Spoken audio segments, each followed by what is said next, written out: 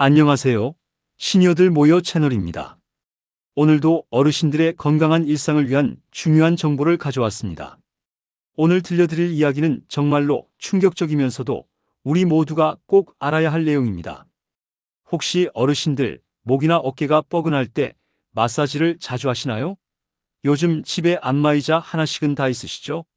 괄사나 마사지건으로 셀프 마사지를 즐기시는 분들도 많으실 텐데요. 아이고, 목이 뻐근해서 죽겠네 하면서 목을 주물러 주시거나 어깨가 돌덩이 같다 하면서 세게 누르시는 분들 많으시죠? 그런데 잠깐, 오늘 들려드릴 이야기를 듣고 나면 깜짝 놀라실 거예요. 어쩌면 지금까지 해오셨던 마사지 방법을 완전히 바꾸게 되실지도 모릅니다. 최근에 온라인에서 정말 충격적인 사연이 화제가 되었습니다.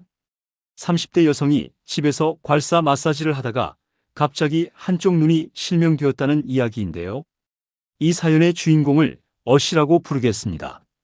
어씨는 평소 건강했던 30대 여성으로 운동 강사라는 직업을 가지고 계셨습니다. 몸 관리에 누구보다 신경 쓰는 분이셨죠. 100세까지 사는 것이 꿈이었다고 하니까 정말 건강에 대한 관심이 높으셨던 것 같아요. 그런데 어느 날 평소처럼 집에서 괄사를 이용해서 셀프 마사지를 하고 있었습니다. 괄사라고 하면 요즘 많이 사용하는 마사지 도구죠. 돌이나 금속으로 만든 기구로 피부를 긁어서 혈액순환을 돕는다고 알려져 있습니다. 어씨는 평소처럼 목과 어깨 부위가 뻐근해서 괄사로 마사지를 하고 있었는데요. 갑자기 한쪽 눈이 안 보이기 시작한 겁니다. 처음엔 일시적인 현상이겠지 하고 생각했는데 시간이 지나도 시야가 돌아오지 않았어요. 급하게 병원으로 갔지만 결국 한쪽 눈의 시력을 잃게 되었습니다. 운동 강사라는 직업도 계속하기 어려워졌죠. 100세까지 살고 싶다던 꿈도 무너진 거예요. 어씨는 온라인 커뮤니티에 자신의 사연을 올리면서 마사지는 정말 위험한 행동인 것 같다. 모든 사람이 꼭 알았으면 좋겠다면서 시간을 돌릴 수만 있다면 좋겠다고 절망적인 심정을 토로했습니다. 정말 안타까운 일이죠. 건강을 위해 한 마사지가 오히려 인생을 바꿔버린 거니까요. 여러분, 어떻게 마사지를 하다가 근육도 관절도 아닌 눈이 망가질 수 있을까요? 처음 이 소식을 듣고서는 저도 믿기 어려웠습니다. 설마 그럴 리가 있나? 운이 정말 안 좋았나 보다 하고 생각했거든요. 여러분도 그렇게 생각하실 수 있어요. 하지만 전문가들은 누구에게든 벌어질 수 있다고 경고합니다. 더 놀라운 건 심지어 마사지를 하다가 사망에 이를 수도 있다고 합니다. 이곳을 잘못 건드린다면 말이죠. 그 이곳이 바로 어디일까요? 바로 우리의 목 부위입니다. 목은 우리 몸에서 가장 중요한 부위 중 하나예요. 머리와 몸통을 연결하는 통로이자 뇌로 가는 혈관들이 지나가는 곳이기도 하죠. 그런데 이 중요한 목을 함부로 만지고 누르면 큰일이 날 수 있다는 겁니다. 특히 우리 시니어분들은 젊은 사람들보다 혈관이 더 약해져 있기 때문에 더욱 위험합니다. 나이가 들면서 혈관의 탄력성이 떨어지고 혈관벽도 얇아지죠. 그래서 같은 강도의 마사지라도 더 큰 위험이 따를 수 있어요. 그럼 도대체 목을 어떻게 잘못 건드리면 이런 끔찍한 일이 벌어지는 걸까요? 그리고 우리는 어떻게 대비해야 할까요? 이런 궁금증을 풀기 위해 삼성서울병원 신경과 방호영 교수님의 설명을 들어보겠습니다. 방 교수님은 뇌혈관 질환 전문가로 이런 사례들을 많이 접해보신 분이에요. 방 교수님은 목 부위에는 뇌에 피를 공급하는 중요한 혈관들이 지나가고 있다고 설명을 시작하셨습니다. 우리 목에는 크게 두 종류의 중요한 혈관이 있어요. 첫 번째는 경동맥입니다. 목의 앞쪽 양쪽에 하나씩 있는 큰 혈관으로 심장에서 뇌로 피를 보내주는 주요 통로예요. 목을 만져보시면 맥박이 뛰는 걸 느낄 수 있는데 그게 바로 경동맥입니다. 두 번째는 척추동맥이에요. 목뼈 옆쪽으로 지나가면서 뇌의 뒤쪽 부분에 피를 공급하는 혈관입니다. 이 척추동맥은 목뼈 사이를 지나가기 때문에 목을 과도하게 돌리거나 젖힐 때 더 쉽게 손상될 수 있어요. 이 두 혈관은 우리 뇌가 제대로 기능하기 위해서는 절대적으로 필요한 혈관들입니다. 만약 이 혈관들에 문제가 생기면 뇌에 피가 제대로 공급되지 않아서 뇌경색이 일어날 수 있고 심한 경우 생명까지 위험해질 수 있어요. 목 마사지와 같은 외부적 충격으로 인해 이 혈관들이 찢어질 수 있다고 방 교수님은 설명했습니다. 의학 용어로는 동맥박리라고 하는데요. 혈관벽이 찢어지면서 혈관 내부로 피가 새어나가는 현상입니다. 동맥박리가 일어나면 어떤 일이 벌어질까요? 먼저 혈관이 좁아져서 뇌로 가는 피의 양이 줄어들 수 있어요.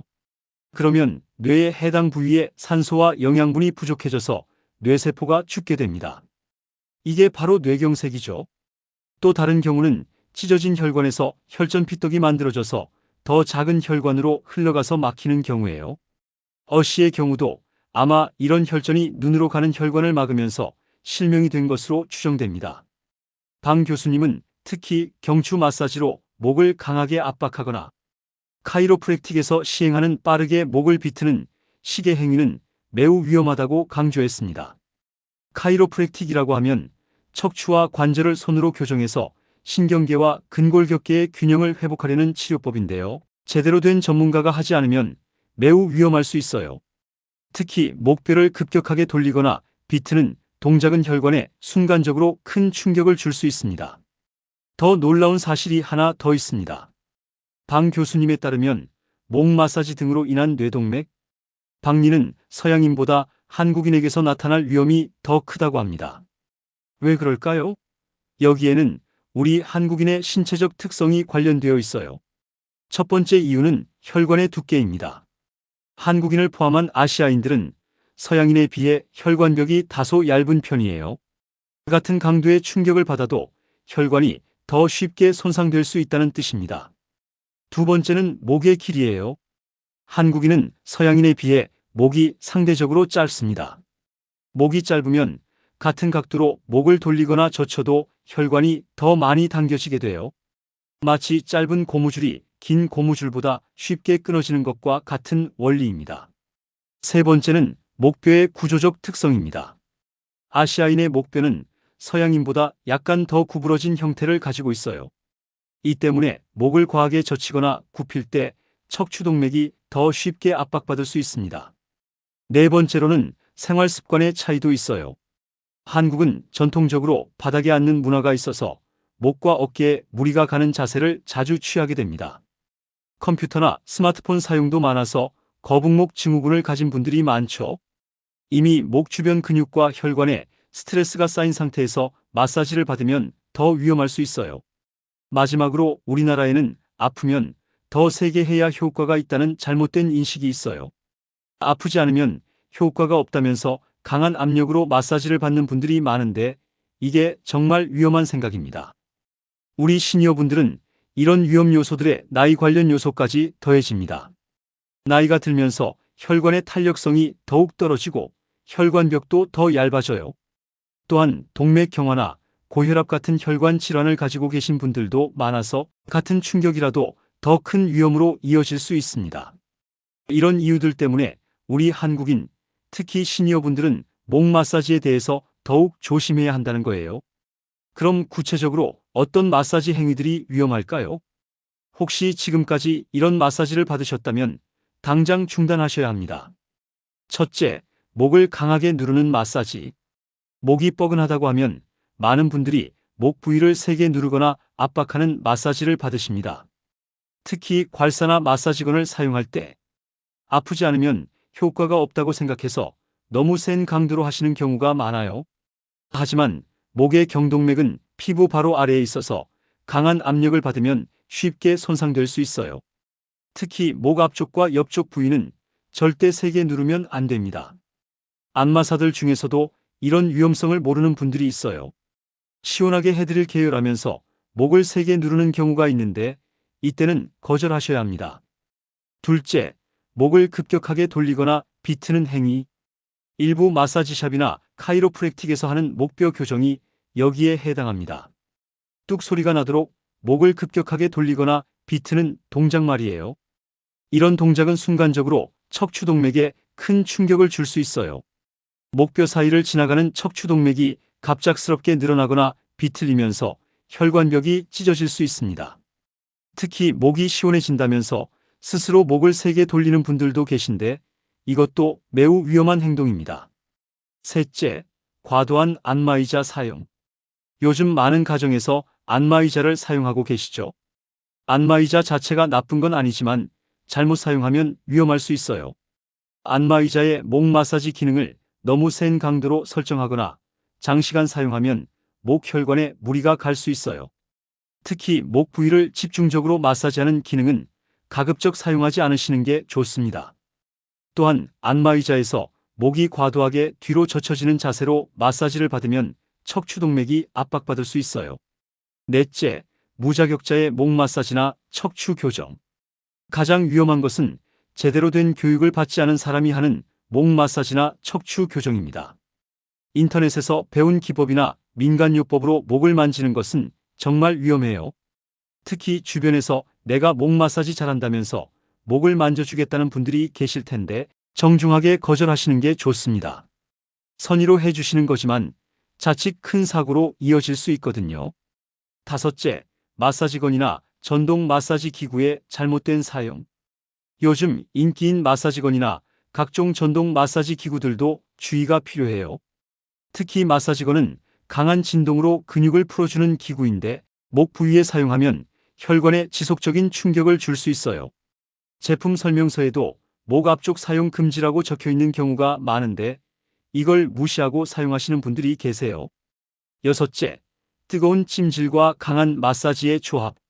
목이 아플 때 뜨거운 찜질을 하면서 동시에 강한 마사지를 받는 것도 위험해요. 열로 인해 혈관이 확장된 상태에서 강한 압력을 받으면 혈관 손상 위험이 더 커집니다. 이런 행위들은 모두 우리가 일상에서 쉽게 할 수 있는 것들이에요. 그래서 더 위험한 거죠. 이제부터라도 이런 행위들은 피하시기 바랍니다. 그럼 마사지를 완전히 포기해야 할까요? 그렇지 않습니다. 안전하게 마사지를 즐기는 방법이 있어요. 첫째, 목 부위는 완전히 피하세요. 가장 중요한 원칙입니다. 어깨나 등, 팔, 다리는 적당한 강도로 마사지해도 괜찮지만 목 부위만큼은 완전히 피하시는 게 좋습니다. 목이 뻐근하다고 해서 직접 목을 마사지하지 마시고 대신 어깨와 등 위쪽 부분을 부드럽게 마사지해 주세요. 목 주변 근육들이 이완되면서 목의 뻐근함도 어느 정도 해소될 수 있어요. 둘째, 부드럽고 가벼운 터치로만. 마사지를 할 때는 시원하다는 느낌보다는 편안하다는 느낌을 추구하세요. 강한 압력보다는 부드럽고 가벼운 터치로 하는 게 안전해요. 아프지 않으면 효과가 없다는 생각은 완전히 버리세요. 오히려 아프다고 느낄 정도로 세게 하면 근육과 혈관에 손상을 줄 수 있어요. 마사지 강도를 10단계로 나눈다면 3에서 4단계 정도의 부드러운 강도로 하시는 게 좋습니다. 셋째, 마사지 방향과 방법에 주의. 어깨나 등을 마사지할 때는 심장 쪽으로 향하는 방향으로 마사지해 주세요. 혈액순환에 도움이 되고 혈관에도 무리를 주지 않아요. 원을 그리듯이 부드럽게 돌리거나 길게 쓸어내리는 방식으로 마사지하세요. 꾹꾹 누르거나 두드리는 방식은 피하시고요. 넷째, 마사지 시간 조절. 한 부위를 너무 오래 마사지하지 마세요. 같은 부위를 계속 자극하면 오히려 염증이 생길 수 있어요. 한 번에 15-20분 정도, 일주일에 2-3번 정도가 적당합니다. 매일 하는 것보다는 적당한 간격을 두고 하시는 게 좋아요. 다섯째, 전문가의 도움을 받으세요. 정말 목이 아프고 뻐근하다면 마사지샵보다는 병원에서 전문적인 치료를 받으세요. 정형외과나 재활의학과에서는 안전한 물리치료를 받을 수 있어요. 물리치료사들은 해부학과 생리학을 제대로 배운 전문가들이에요. 어떤 부위가 위험한지, 어떤 강도로 해야 안전한지를 정확히 알고 있습니다. 여섯째, 안마의자 안전 사용법. 안마의자를 사용할 때는 가장 약한 강도부터 시작하세요. 처음부터 센 강도로 하지 말고 점진적으로 강도를 올려가면서 자신에게 맞는 강도를 찾으세요. 목 마사지 기능은 가급적 사용하지 마시고 등과 어깨 부위만 마사지하세요. 또한 30분 이상 연속으로 사용하지 마시고 중간중간 휴식을 취하세요. 일곱째, 마사지 기구 선택 요령. 마사지 기구를 구입할 때는 반드시 사용 설명서를 꼼꼼히 읽어보세요. 특히 사용 금지 부위나 주의사항을 잘 확인하시고요. 마사지건 같은 전동 기구는 목 앞쪽에는 절대 사용하지 마세요. 괄사 같은 도구도 목 부위에는 사용을 피하시고 사용하더라도 아주 부드럽게만 하세요. 만약 마사지 후에 이상 증상이 나타나면 어떻게 해야 할까요? 빠른 대처가 생명을 좌우할 수 있으니까 꼭 기억해 두세요. 즉시 119에 신고하고 응급실로 가야 할 증상들. 첫째, 갑작스러운 시야장애. 어시처럼 갑자기 한쪽 눈이나 양쪽 눈이 안 보이거나 시야의 일부분이 가려지는 증상이 나타나면 즉시 응급실로 가세요. 잠깐 그런가 보다 하고 기다리면 안 됩니다. 둘째, 극심한 두통. 평소에 경험해 본 적 없는 심한 두통이 갑자기 시작되면 위험 신호예요. 특히 인생에서 가장 아픈 두통이라고 느껴질 정도라면 뇌혈관에 문제가 생겼을 가능성이 높아요. 셋째, 목 통증과 경직. 마사지 후 목이 극도로 아프거나 목을 움직일 수 없을 정도로 경직된다면 혈관 손상을 의심해야 해요. 넷째, 어지럼증과 균형 감각 상실. 갑자기 어지러워서 서 있을 수 없거나 균형을 잡을 수 없다면 뇌로 가는 혈류에 문제가 생겼을 수 있어요. 다섯째, 언어장애. 말이 어눌해지거나 말하고 싶은데 말이 나오지 않거나 다른 사람의 말을 이해하지 못한다면 뇌경색의 증상일 수 있어요. 여섯째, 운동장애. 팔다리에 갑자기 힘이 빠지거나 한쪽 몸에 마비가 오거나 손발이 저리고 감각이 없어진다면 응급 상황이에요. 일곱째, 구토와 의식 저하. 갑작스러운 구토나 의식이 흐려지는 증상도 뇌혈관 문제의 신호일 수 있어요. 응급 상황 시 해야 할 일. 1. 즉시 119에 신고하세요. 마사지 후 이상 증상이 나타났다고 정확히 설명하세요. 2. 환자를 안전한 곳에 눕히고 기도를 확보해 주세요. 목을 베개로 받쳐주되 너무 높지 않게 하세요. 3. 의식이 있다면 괜찮다. 곧 병원에 간다고 안심시켜 주세요. 불안해하면 혈압이 올라가서 더 위험할 수 있어요. 4. 구토를 한다면 고개를 옆으로 돌려서 기도로 들어가지 않게 해주세요. 5. 혈압약이나 심장약 등 평소 복용하던 약이 있다면 응급실에서 의료진에게 알려주세요. 마사지를 받은 장소, 시간, 방법 등을 자세히 기록해 두세요. 의료진이 진단할 때 중요한 정보가 됩니다. 골든타임을 놓치지 마세요. 뇌혈관 질환은 골든타임이 매우 중요해요. 증상이 시작된 후 3에서 6시간 이내에 치료를 받으면 후유증을 크게 줄일 수 있지만 시간이 지날수록 회복이 어려워집니다. 조금 더 지켜보자. 내일 아침에 병원에 가자는 생각은 금물이에요. 의심스러운 증상이 하나라도 있으면 즉시 응급실로 가세요. 목과 어깨가 뻐근할 때는 위험한 마사지 대신 이런 안전한 방법들을 시도해 보세요. 첫째, 온찜질과 냉찜질. 온찜질은 근육의 긴장을 풀어주는 가장 안전한 방법 중 하나예요. 따뜻한 수건이나 온찜질팩을 목과 어깨에 10-15분 정도 올려두세요. 혈관에 무리를 주지 않으면서도 근육이 이완돼요. 급성 통증이 있을 때는 냉찜질이 더 효과적일 수 있어요. 얼음팩을 수건으로 싸서 아픈 부위에 10분 정도 대주세요. 염증을 줄이는 데 도움이 됩니다. 단, 온찜질과 냉찜질을 번갈아 하는 건 권하지 않아요. 혈관이 급격하게 수축과 이완을 반복하면서 오히려 무리가 갈 수 있거든요. 둘째, 가벼운 스트레칭. 목과 어깨 스트레칭은 안전하고 효과적인 방법이에요.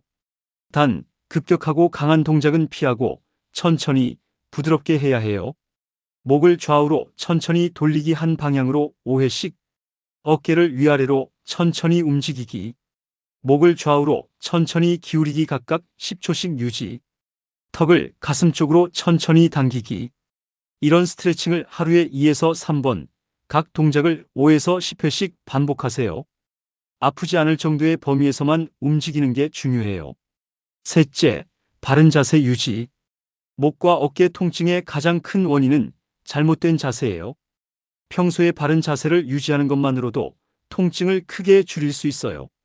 컴퓨터를 사용할 때는 모니터가 눈높이에 오도록 조절하고 스마트폰을 볼 때는 고개를 너무 많이 숙이지 않도록 주의하세요. 이 시간마다 10분씩 목과 어깨를 쉬게 해주는 것도 중요해요. 넷째, 적절한 베개 사용.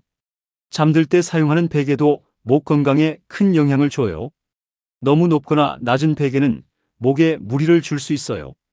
베개의 높이는 옆으로 누웠을 때 목뼈가 일직선이 되는 정도가 적당해요. 너무 푹신한 베개보다는 적당한 탄력이 있는 베개가 좋고요. 목 전용 베개나 메모리폼 베개도 도움이 될 수 있어요. 다만 갑자기 베개를 바꾸면 며칠간 불편할 수 있으니까 천천히 적응해 가세요. 다섯째, 규칙적인 운동. 목과 어깨 주변 근육을 강화시키는 가벼운 운동을 꾸준히 하는 것이 가장 좋은 예방법입니다. 수영물의 부력 때문에 관절에 무리가 가지 않으면서도 목과 어깨의 근육을 강화시켜요. 요가 부드러운 스트레칭과 근력 운동을 동시에 할 수 있어요. 걷기 전신 운동이면서 목과 어깨의 혈액순환을 도와줘요. 하지만 운동을 시작하기 전에 의사와 상담하시는 게 좋아요. 특히 기존에 목이나 어깨에 문제가 있으셨던 분들은 더욱 그래요. 여섯째, 스트레스 관리. 의외로 스트레스도 목과 어깨 통증의 큰 원인이에요. 스트레스를 받으면 무의식 중에 어깨에 힘이 들어가고 목 주변 근육들이 긴장하게 돼요. 명상이나 심호흡, 취미 활동 등으로 스트레스를 관리하시는 것도 목 건강에 도움이 됩니다. 이런 증상이 있을 때는 마사지보다는 전문의와 상담하세요. 만성 통증. 목이나 어깨 통증이 3개월 이상 계속된다면 만성 통증으로 분류돼요. 단순한 근육 문제가 아닐 수 있으니까 정형외과나 신경외과에서 정확한 진단을 받아보세요. 방사통. 목에서 시작된 통증이 팔이나 손으로 뻗쳐나간다면 신경이 압박받고 있을 가능성이 있어요. 이런 경우는 마사지로 해결되지 않고 오히려 악화될 수 있어요. 손발 저림. 목 통증과 함께 손이나 발이 저리거나 감각이 둔해진다면 척추나 신경에 문제가 있을 수 있어요. 두통. 목 통증과 함께 두통이 자주 발생한다면 경추성 두통일 가능성이 있어요. 이것도 마사지보다는 전문 치료가 필요해요. 움직임 제한.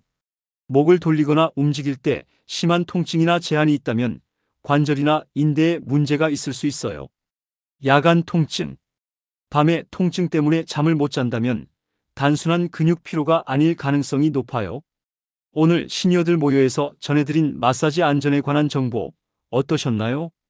이 영상이 도움이 되셨다면 좋아요와 구독 버튼을 꼭 눌러주세요. 그리고 댓글로 여러분의 생각이나 경험담도 나눠주시면 좋겠어요. 혹시 궁금한 점이 있으시면 언제든 댓글로 남겨주세요.